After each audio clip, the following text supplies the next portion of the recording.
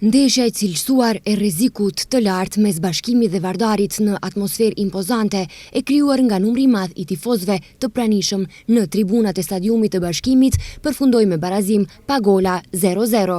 Të dyja ekipet luajtën dhe u munduan aq sa mundën, por përkundër disa rasteve nuk arritën të shënojnë. Epilogu i barabartë është real dhe të dyja ekipet kanë mbetur të kënaqura me pikën e fituar nga kjo ndeshje derbi, por në pjesën e dytë pati një ndërprerje për disa minuta. Shkaku për këtë ishte se një tifoz kishte rënë në fushë duke pësuar lëndime.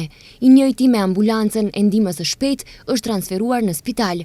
Lidhur me incidentin në fjalë në komunikatën zyrtare të KF Bashkimi thuhet, gjatë ndeshjes së sotme kundër Vardarit ndodhi një incident me njërin nga tifozët tanë të vegjël, Noarin. Fatmirësisht pas intervenimit të menjëhershëm të prindërve dhe stafit mjekësor, gjendja e tij shëndetësore është e shkëlqyeshme dhe jashtë çdo rreziku.